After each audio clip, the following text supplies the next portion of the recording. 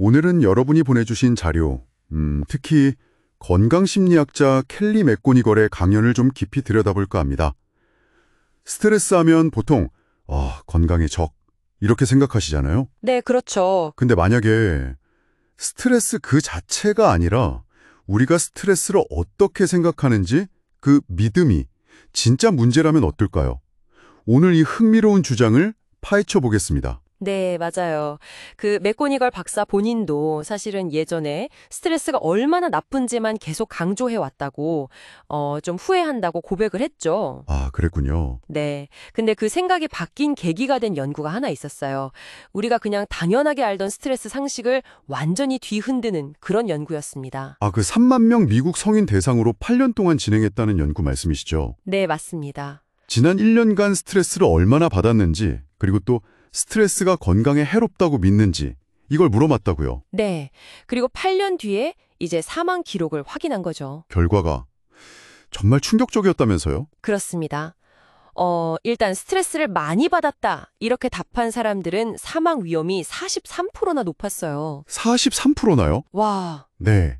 근데 여기서 진짜 중요한 건 이게 스트레스는 해로운 거야 라고 믿었던 사람들한테서만 그렇다는 거예요. 믿었던 사람들만. 네. 반대로 스트레스는 많이 받았는데 괜찮아, 해롭지 않아? 이렇게 생각했던 사람들은요. 놀랍게도 사망 위험이 모든 그룹 중에서 제일 낮았습니다. 스트레스 거의 안 받은 사람들보다도요. 네. 심지어 그 사람들보다도 낮았어요. 그래서 연구진들은 추정하기를 스트레스 때문이 아니라 스트레스가 해롭다는 그 믿음 그 자체 때문에 미국에서만 매년 2만 명 이상이 더 일찍 사망했을 수 있다. 이렇게 봤어요. 와, 이게 뭐 피부암이나 HIV, 에이즈보다도 높은 수치라고 하니까요. 정말 믿음의 힘이 대단한 거죠. 세상에 스트레스보다 그 믿음이 더 위험할 수 있다니 이건 정말 생각도 못했네요. 그러면 그 믿음, 그러니까 생각을 바꾸면 진짜로 우리 몸도 건강해질 수 있는 건가요? 바로 그 질문에 답을 찾는 연구들이 있었죠. 대표적인 게 하버드 대학 실험인데요. 아, 네네. 일부러 참가자들을 좀 스트레스 받는 상황에 딱 몰아넣는 거예요. 예를 들면 갑자기 사람들 앞에서 막 연설을 시킨다거나 아니면 되게 어려운 수학 문제를 풀게 하거나요. 생각만 해도 막 심장 뛰고 숨가 빠지겠는데요? 보통은 불안하다 딱 이렇게 느끼잖아요. 맞아요. 보통은 그렇죠. 그런데 실험 전에 한 그룹한테는 미리 설명을 해준 거예요.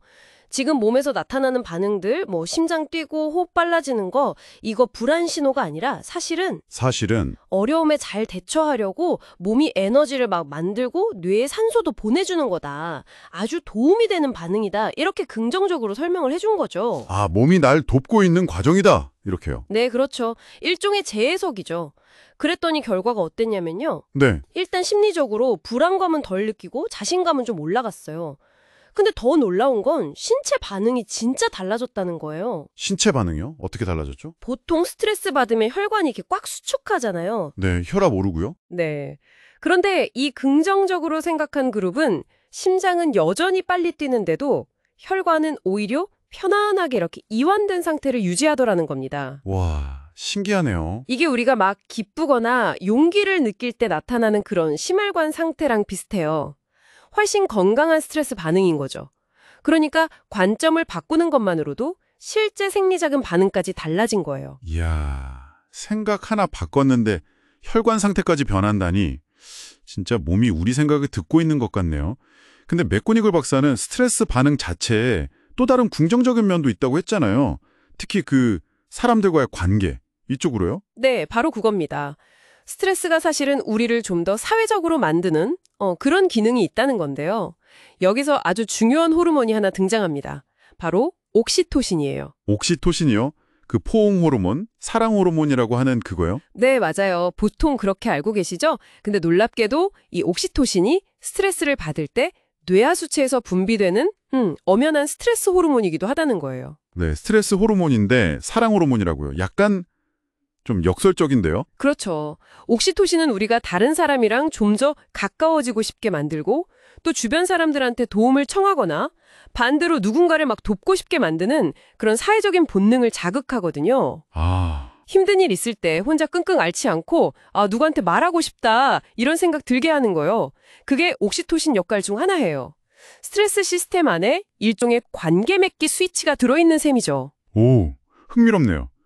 그럼 이 옥시토신이 그냥 마음만 편하게 해주는 건가요? 아까 신체 반응 얘기도 하셨는데. 아니요, 신체에도 직접 영향을 줍니다. 특히 심장에 아주 좋은 역할을 하는데요. 스트레스 때문에 생길 수 있는 손상으로부터 심혈관계를 보호해주고요. 혈관도 편안하게 이완시키고 심지어 손상된 심장세포가 다시 재생되고 치유되는 것도 도와요. 와, 스트레스 호르몬인데 오히려 심장을 더 강하게 만든다고요? 네, 그렇죠. 역설적이지만 사실입니다. 그리고 이 옥시토신의 치유 효과는요, 다른 사람하고 좋은 관계를 맺을 때, 사회적으로 연결될 때 훨씬 더 강해져요. 아, 정말요? 네, 스트레스 받을 때 누군가에게 다가가거나 아니면 내가 누군가를 도울 때 옥시토신이 더 많이 나와서 스트레스 반응 자체가 더 건강해지고 회복도 훨씬 빨라진다는 거죠. 그렇군요. 실제로 또 다른 연구가 있었는데 성인 1000명을 대상으로 했어요.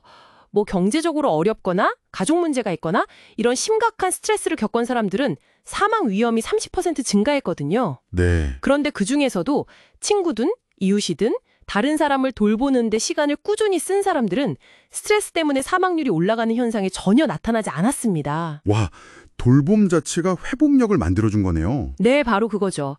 돌봄이 강력한 회복 탄력성의 원천이 될 수 있다는 아주 강력한 증거입니다. 결국 스트레스 경험은 그 자체보다도 우리가 그걸 어떻게 생각하고 또 그 상황에서 어떤 행동을 하느냐에 따라서 결과가 완전히 달라질 수 있다는 거네요. 맞습니다.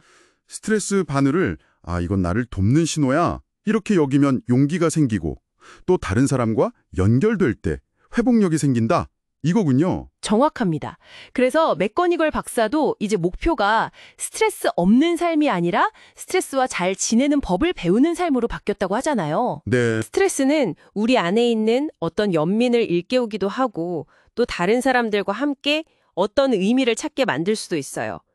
심장이 막 두근거리는 건 어쩌면 그 어려움을 헤쳐나갈 힘과 에너지가 생겼다는 신호일 수도 있는 거죠. 다음에 혹시 스트레스 때문에 심장이 막 쿵쾅거릴 때 오늘 이야기 한번 떠올려 보시면 어떨까 싶어요. 지금 내 몸이 날 돕고 있구나. 그리고 이걸 꼭 나 혼자 다 감당할 필요는 없지. 이렇게요. 네, 좋은 생각인 것 같아요. 여러분 몸이 보내는 신호를 한번 믿어보시고 또 주변 사람들과 연결되는 선택을 해보시는 것. 어쩌면 그것만으로도 스트레스는 더 이상 여러분의 적이 아닐지도 모릅니다.